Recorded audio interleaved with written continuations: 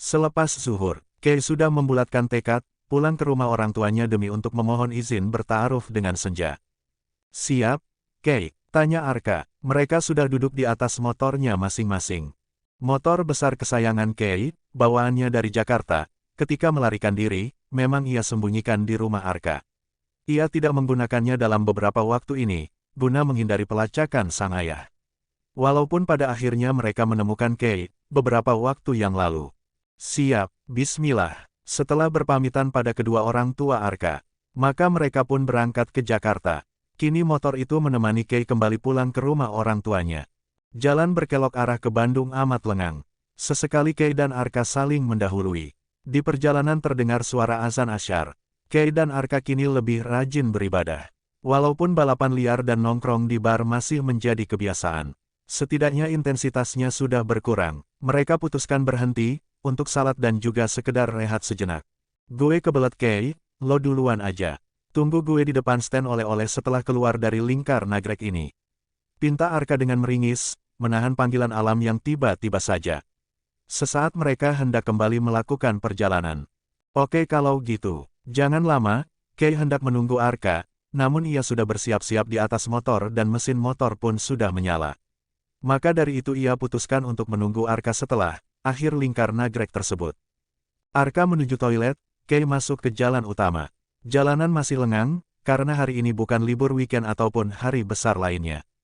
Kei merasa ada yang menghalangi pandangannya di jalan naik agak menikung, ia berusaha menepisnya. Semangat Kei kembali menguasai diri, tatkala bayangan senyum manis berlemsung pipi nan imut milik Senja terbayang. Senja, tunggu aku, kita akan menikah di pantai tempat kita bertemu pertama kali. Aku ingin menghabiskan waktu berdua denganmu setelahnya. Melihat dari dekat dan ikut merasakan saat kaki indahmu dihinggapi sang ombak. Ujung ombak yang menerpa kakimu, itu buihnya nampak indah. Oh Tuhan, mengapa gadis ini begitu kukagumi? Gumam Kei dalam hatinya, ia tersenyum tidak jelas. Bayangan berlebihan tentang Senja betul-betul sudah merusak sel dalam pemikirannya. Senyum Kei kembali mengembang ketika bayangannya mengucapkan ijab kabul atas Senja. Namun, jaf, krek, brak, sebuah hantaman cukup keras tidak terelakkan, terdengar begitu nyaring. Kei yang baru keluar dari lingkar nagrek menuju Bandung tersenggol mobil, dan motor besar Kei yang lepas kendali menghantam motor lainnya. Kraak, bruh, Allahu Akbar, teriak Kei sebelum akhirnya tubuh Kei terpelanting dan menghantam trotoar jalan di depannya. Helm full face yang Kei kenakan hingga terlepas, kepala Kei membentur trotoar. Darah mulai keluar dan mengalir membasahi aspal jalanan. Tidak berapa lama terdengar beberapa orang yang melihat kejadian itu, saling menjerit dan beristighfar. Terdengar nada kepiluan dari jerit para saksi. Melihat dari kejadian tersebut, itu keajaiban jika si korban masih hidup. Asteris. Di tempat lainnya, seorang perempuan berhijab instan Dusty Pink, nampak duduk termenung, di sebuah saung dekat tempat ia mengajar Al-Quran. Pikirannya sedang berkelana pada kejadian beberapa waktu yang lalu. Itu Senja. Nasib seseorang sungguh teka-teki sang ilahi. Bisiknya. Ayah, maafkan Senja, pernikahan ini terpaksa Senja batalkan. Tolong restui Senja, membatalkan pernikahan ini. Bukan tanpa alasan ayah. Senja mohon, ayah tolong tabah. Siapakan diri ayah untuk mengetahui berita besar yang akan Senja sampaikan. Bisik Senja tepat di telinga sang ayah, yang kala itu ia peluk. Untuk meminta doa restu sebelum ijab kabul. Namun, kenyataannya, ucapan Senja bukanlah permintaan doa, melainkan permintaan restu, pembatalan pernikahan.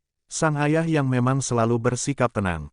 Ia hanya mampu mengusap lembut punggung Senja dengan linangan air mata. Namun Senja tahu, itu tanda ayahnya menyetujui. Hal besar yang Senja janjikan, akhirnya terjawab. Setelah sebelumnya Senja menolak pernikahan di hadapan penghulu dan para tamu. Tentu saja membuat semua orang tercengang. Termasuk kemurkaan sang orang tua pria. Maaf ibu, bapak, Kak Ansar akan tetap menikah namun, bukan dengan Senja. Melainkan dengan. Nampak pengantin perempuan lainnya, keluar dari dalam dengan gaun pengantin lengkap. Membuat para tamu menoleh serempak dan juga didera rasa bingung. Siapa pengantin wanita itu? Mengapa ia ada di sini? Lalu, pengantin wanita yang asli. Bagaimana ini? Berbagai spekulasi muncul begitu saja. Berbagai pertanyaan memberondong isi kepala para tamu undangan. Assalamualaikum, semuanya. Maaf saya Senja, saya beserta keluarga memohon maaf yang sebesar-besarnya. Atas ketidaknyamanan ini, saya membatalkan pernikahan ini, namun acara pernikahan akan tetap berlangsung, dengan pengantin wanita yang lain, yaitu adik sepupu saya. Ucap Senja dengan tegar. Ayahnya hanya diam. Ia berusaha kuat. Ibu Senja yang sudah tahu rencana sang putri, menangis terseduh-seduh di bahu suaminya. Adapun pembatalan pernikahan ini, dikarenakan ada satu lain hal yang harus dibenahi dan hanya pihak keluarga inti yang akan mengetahuinya. Terima kasih atas perhatiannya. Senja kembali bicara dengan tetap tegar. Setelahnya ia menoleh pada calon suaminya, Ansar. Maaf, Kak, ucap Senja sembari menunduk. Ada apa ini? Tanya Ansar penuh selidik. Kakak yang tahu jawabannya. Jawaban menjengkelkan. Kok, aku, ingatlah Senja. Hampir 5 tahun kita menantikan hari ini. Kita saling memiliki hati, lalu mengapa kini kamu menghancurkannya? Tanya Ansar berapi-api. Tapi nyatanya, Kak Ansar sendiri yang telah menghancurkan rencana pernikahan ini. Hanya karena sesaat. Maka dari itu ilhaskan Senja mundur dari pernikahan ini, kakak nikahi ini. Ucap Senja. Tidak, tolak Ansar tegas. Untuk apa aku malah harus menikah dengan perempuan lain? Jelas-jelas calon istriku adalah kamu. Atau kamu mundur dan membatalkan pernikahan ini karena pria yang tadi? Tanya Ansar penuh tuding. Pria mana? Aku tidak pernah memiliki hubungan dengan pria manapun selain kamu Kak. Lirih Senja. Tapi tadi ada, seorang pria berambut gondrong yang mengaku, dia adalah calon suamimu juga. Ujar Ansar sarkas. Mas Kei, gumam Senja, mungkin saja itu calon suami yang Allah telah persiapkan untukku nanti. Ucap Senja tenang, membuat Ansar tambah meradang. Kamu akan mempermalukan diri kamu sendiri Senja. Apalagi kamu batalkan pernikahan ini karena seorang laki-laki. Tuduh Ansar. Hai Kak, kamu salah. Justru, kamu yang akan dipermalukan jika kita tetap menikah dan aku akan sangat malu karena aku bahagia di atas penderitaan orang lain. Ujar Senja lantang dengan sebuah keyakinan. Aku makin tidak paham, dengan apa yang kamu maksud dan penderitaan siapa? Tanya Ansar. Aini, coba Kak Ansar ingat-ingat, ia pernah tidur denganmu dan saat ini Aini sedang hamil darah dagingmu. Tegas Senja dengan suara yang dikecilkan dan hanya orang-orang yang berada di dekat mereka yang dapat mendengar. Jer, orang tua Senja dan juga orang tua Ansar tersentak, orang tua Ansar langsung tertunduk lesu. Ansar pun diam menunduk, itu menggambarkan bahwa ia tidak menolak dengan apa yang Senja katakan. Senja, aku minta maaf, kami pernah khilaf. Namun bisa saja, anak itu bukan anakku. Rayu Ansar dengan mengiba. Kak, jangan kamu tutupi kesalahanmu dengan menutup perasaan orang lain. Ini zaman canggih, Kak Ansar bisa melakukan tes DNA, jika ragu. Tegas Senja.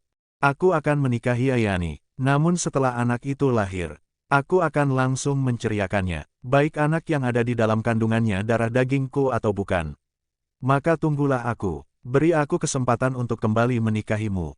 Final Ansar. Tidak ada kesempatan kedua untuk orang yang tidak bertanggung jawab. Semua yang diawali dengan kesalahan akan tetap salah hingga kapanpun. Jodoh Kak Ansar bukan aku. Maka tolong ikhlaskanlah, seperti aku mengikhlaskan Kak Ansar menikah dengan Aini. Tandas Senja. Akhirnya setelah Ansar dan keluarganya meminta maaf kembali, dan setelah melalui beberapa perundingan, mau tidak mau Ansar terpaksa menikahi sepupu Senja yang bernama Aini. Senja mengikhlaskannya, sepertinya Allah sedang menguji Senja dengan rasa sakit. Namun Senja yakin, bukan Ansar jodoh pilihan Allah untuknya. Senja berhusnuzon bahwa Allah sedang merencanakan jodoh lain untuknya. Maka dari itu Senja tetap berdiri tegak dan menyaksikan pernikahan itu. 15 menit sebelumnya di hari pernikahan yang gagal.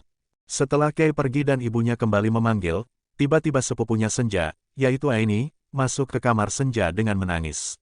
Meminta maaf, bahkan ia hingga hendak bersujud di kaki Senja, namun Senja menolak. Kenyataan yang menyakitkan hampir saja membuat Senja jatuh pingsan. Calon suaminya telah melakukan kesalahan bersama Aini.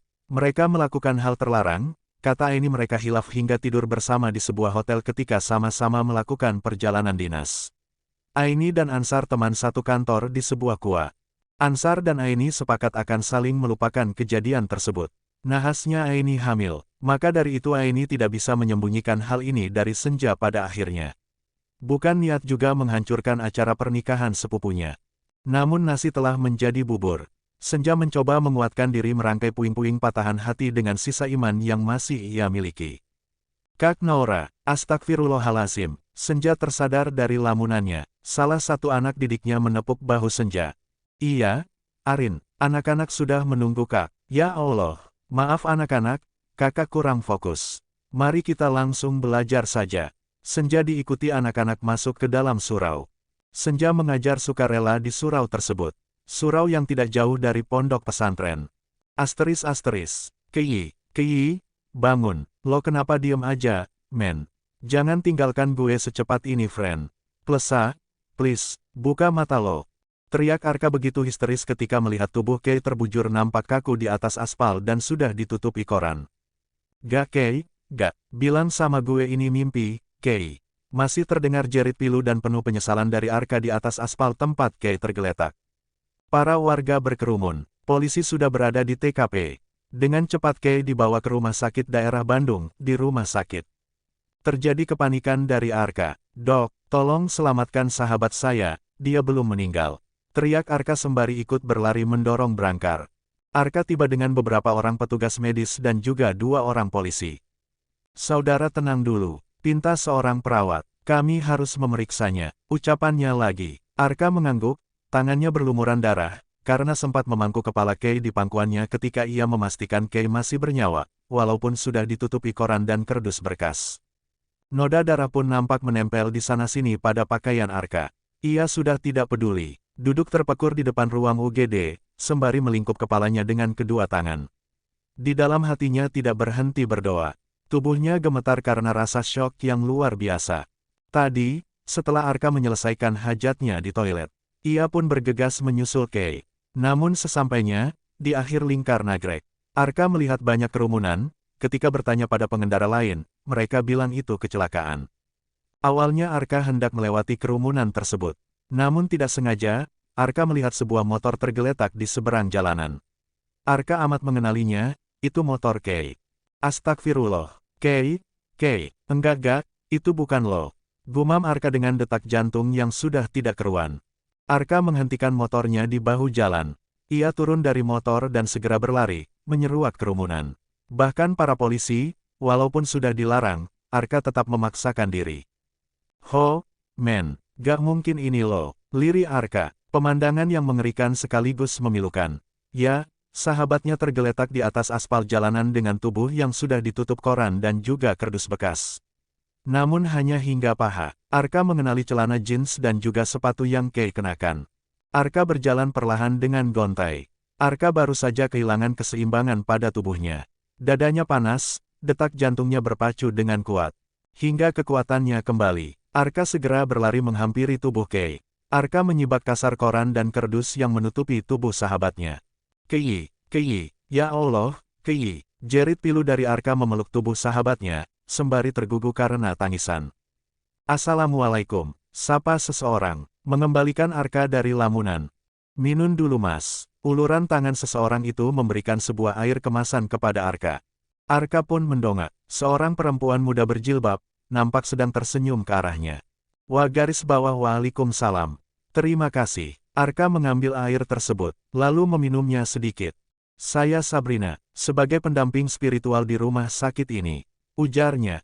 Arka berdiri, belum sempat mengatakan apapun pada perempuan berjilbab tersebut. Seorang dokter baru saja keluar dari ruang IGD. Dok, bagaimana keadaan sahabat saya? Tanya Arka. Cukup kritis. Kami sedang menangani lukanya, jawab sang dokter. Bagaimana dengan keluarga korban? Tanya dokter kembali. Saya sudah berusaha menghubunginya namun, belum tersambung. Nanti saya hubungi kembali. Dok, tolong selamatkan sahabat saya. Mohon Arka kembali. Lagi-lagi air mata tak dapat ia tahan dan meluncur begitu saja. Banyak berdoa, mohon yang terbaik dari Allah. Kami, tim dokter akan berusaha sekuat tenaga untuk menangani sahabat Anda. Dokter menepuk pelan pundak Arka. Alhamdulillah, sahabat Anda segera dibawa kemari. Sehingga nyawanya dapat tertolong, walaupun cedera di kepalanya parah. Dan kami masih harus menunggunya hingga ia siuman, untuk memastikan tidak ada hal buruk yang menimpanya lebih jauh. Ujar dokter kembali, seraya memohon undur diri setelahnya. Arka kembali duduk di lantai dengan lesu. Ia menyandarkan dirinya, di dinding rumah sakit. Perempuan yang bernama Sabrina, masih berada di dekat Arka. Sedangkan polisi yang mendampingi Arka nampak sedang berbincang dengan rekannya di ujung koridor. Ah maaf, saya lupa. Mbak ini yang baru saja mendoakan sahabat saya kan? Sabrina mengangguk dengan tersenyum ramah. Namun, senyumnya mendadak luntur, tatkala Arka mengulurkan uang 100.000 rupiah, sebagai upah atau apalah namanya. Maaf, saya tidak menjual agama saya.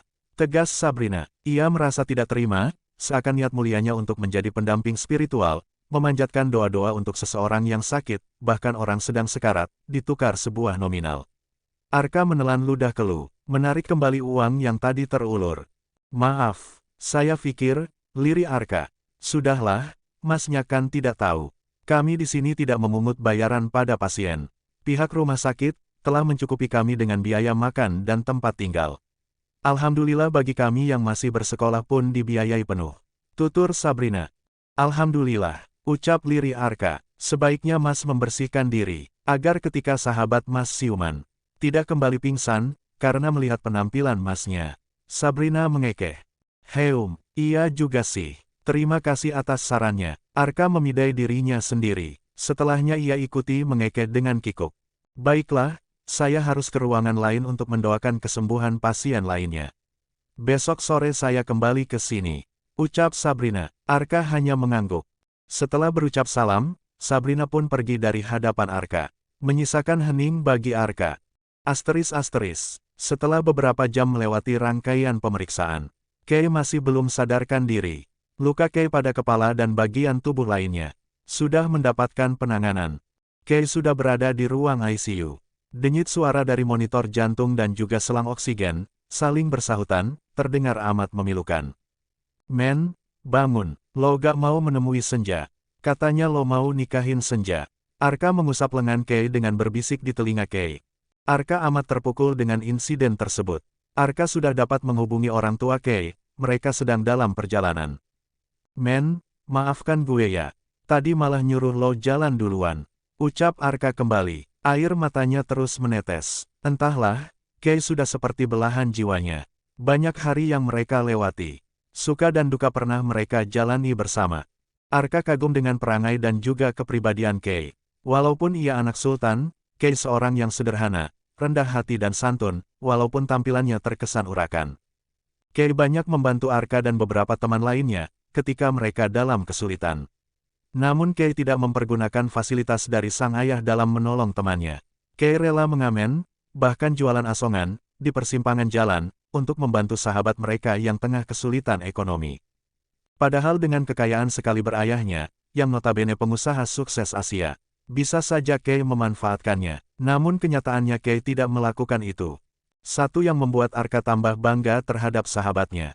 Walaupun Kay dikelilingi perempuan cantik dan seksi, Kay tidak pernah memanfaatkan mereka hanya demi kepuasan semata. Kay selalu berkata dengan bangganya, keperjakaan gue mahal, men, gak akan diobral begitu saja. Hanya calon bidadari hati gue, nantinya yang berhak. Asteris. Beberapa waktu kemudian, orang tua Kay sudah tiba, mereka tiba dengan beberapa orang, Willy sang tangan kanan pun berada di antara mereka. Bahkan para staf rumah sakit menyambut mereka. Ternyata ayah Kay kenal baik dengan pemilik rumah sakit tersebut. Nak, sayang, apa yang terjadi denganmu? Setelah 3 bulan pergi dari rumah, mengapa Mami harus bertemu kamu di ruangan ini? Dalam keadaan tidak sadarkan diri. Bangun nak, ini Mami. Ibunya Kay menangis, menyaksikan putranya tidak sadarkan diri seperti itu. Mih, sudahlah, putra kita akan baik-baik saja. Bujuk ayah Kay lirih. Ini semua gara-gara papi. Amarah terpendam terhadap suami, pecahlah sudah. Ayah Kay menghela nafas. Papi minta maaf. Satu janji papi, setelah Kay siuman, maka papi akan memberikan kebebasan untuknya memilih. Mami Kay sedikit melunak. Ia menatap suaminya dengan sisa air mata yang membuat mata indahnya nampak basah. Janji. Ayah Kay mengangguk dengan tersenyum. Akhirnya mereka menunggu di luar ruangan. Hanya boleh satu orang berada lama di dalam. Arka sudah menceritakan kronologi kejadian yang menimpa Kay. Namun satu yang tidak Arka ceritakan, yaitu maksud dan tujuan utama, kepulangan Kay. Arka tidak tahu harus memulai cerita dari mana mengenai Senja. Ia sendiri pun tidak mengenal saja, Arka hanya mendengar dari cerita Kay. Biarlah nanti Kei yang menjelaskan segalanya setelah siuman. Itu pikir Arka.